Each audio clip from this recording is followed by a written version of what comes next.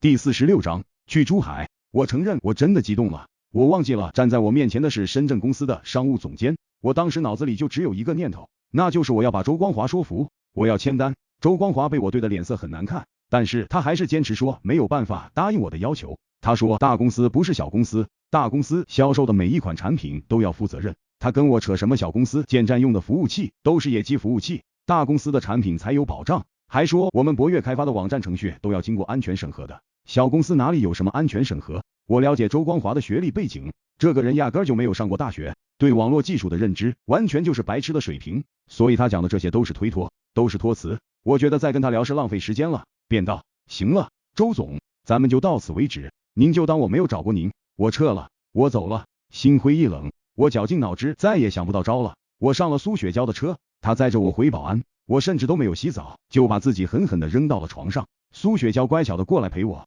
她用手抚摸我的脸安慰我：陈斌，人生一辈子那么短暂，你何必总是活得这么认真？我不说话，忽然我把她抱在怀里，给了她一个长吻，然后我们像发了疯一样缠绵。我很绝望，很痛苦，我想把这一切都忘掉，我没有任何办法了，我只能把注意力转移到苏雪娇身上去。其实我本来想蒙头大睡一觉，但是我想了想，还是放弃了。我睡不着的。那一天我和苏雪娇去的地方多，先在床上，然后去厨房，去浴室，去客厅，我好像不知疲倦。等到真正累瘫了，蒙头大睡的时候，已经凌晨4点了。我刚刚躺下只有半个多小时，我的手机铃声急剧的响了。我一看来电是周光华，我按下接听键，听到周光华在电话那头撕心裂肺的狂喊：陈斌，去给我把单拿回来。既然是门户网站的单，那肯定就是大单，你要做一张创造记录的大单，如果单额低于了7万，你就不用签了。我感觉周光华是在咆哮，也不知道这家伙是不是也受到了什么刺激，反正给人的感觉就是特别的狂躁。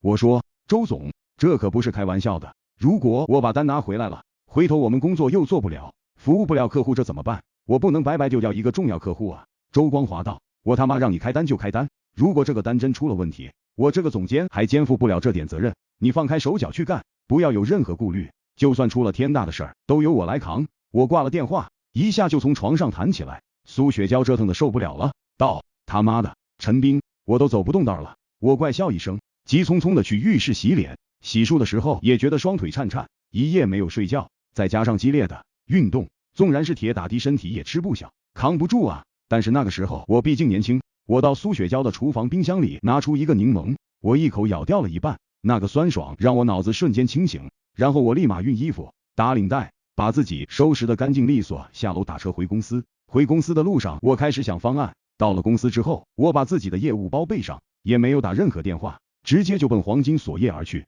到了黄金锁业，彭洪波不在，我一打电话，他说自己去了珠海。我一听就急了，我道：彭总，就算有天大的事儿，我今年也要见您。这个事儿在电话中也说不清楚，你在珠海哪里？我立刻过来当面跟你讲。彭洪波听我说的这么急，便道：老弟，这样，你给厂里的司机打电话，让他送你。今天我们开招商大会，我是真脱不开身，从深圳到珠海，今天是黄金锁业全国招商大会的日子。珠海的喜来登国际酒店，彭洪波包了一个硕大的会议厅。我赶到的时候，差不多上午10点的样子，恰好看到彭洪波站在会议厅前面做关于锁业的招商政策演讲。我仔细观察整个会场，以我的眼光来看，我觉得会场的气氛一般。我虽然没有开招商会的经验，但是我们深圳公司搞过类似的会议营销的培训，招商会其实也是会议营销的一种。招商会能否成功，关键是会议气氛能否搞好，在良好的气氛下，再配合好的招商政策，代理商们才会认同公司，认同品牌。代理商做到了2个认同，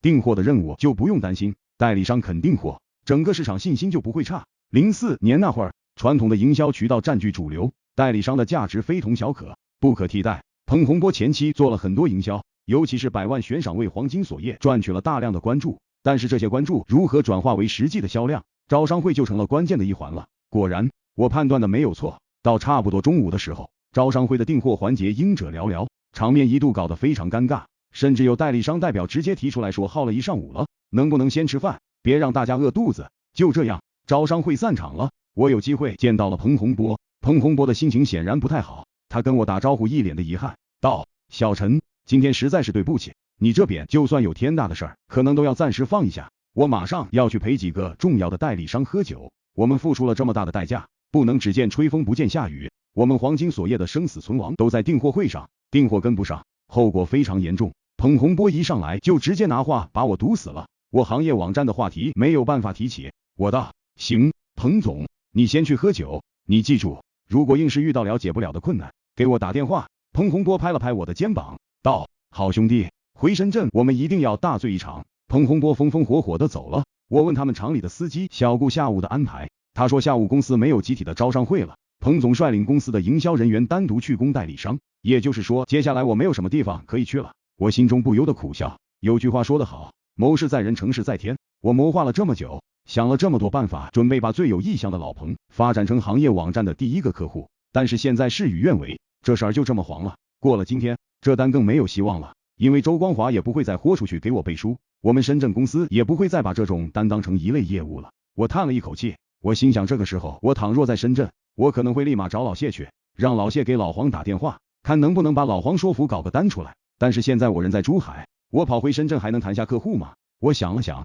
决定等2-3个小时，等到下午5点钟再给老彭打个电话，如果还是没有机会说上话，就只能算了。我给司机小顾买了一条白沙烟，小伙子美滋滋的答应等我。我们把车开到了珠海有名的珠海渔女巷附近，面朝大海的停着。今天天气不错，恰又是深秋的季节，秋高气爽，海风吹拂特别的舒服。我昨天一晚没有睡觉，今天又一路车马劳顿，我躺在小顾的车里迷迷糊糊的睡了。我让小顾下午4点喊我，中途却被电话惊醒了。我一看是个陌生号码，马上接听，陈斌，我是孙红英，怎么了？我听说你要签大单，你的大单签了没有？他妈的贱人！我气得咬牙切齿。我道，孙红英，你打电话什么意思？孙红英哈哈大笑，十分得意的道，你问我什么意思？这还用我说什么意思吗？陈斌，我当然是羞辱你啊！同时我警告你，不要逃避，不要当那种缩头的乌龟，愿赌服输不丢人，缩头乌龟才是真正的丢人。今天晚上8点，届时华南大区的总监、广州公司和其他公司的总监和业务精英都会在我们深圳公司集中，我希望你能准时出现。你放心，我一定会兑现我们的赌约的。我问候你妈。我勃然大怒，别生气，恼羞成怒歇斯底里就没有意思了。一个男人像女人一样输不起更丢人。好了，不跟你说了，我马上要收钱了，再不收钱担心你业绩超过我哟。孙红英真的很贱，她的语气嘚瑟到了极点，而且根本不等我再说话就挂了电话。我憋着一肚子火没地方撒，心里难受极了。我翻看手机上的业绩通报信息，一条条的信息全是某某签单收钱的，我觉得自己像是被人遗弃的孤儿，外面的世界分外热闹繁华，唯我一人黯然神伤。等到4点半，我跟司机小顾说我们回去吧。车刚发动，老彭忽然给我打来了电话，兄弟，你在哪里？你马上来国际酒店，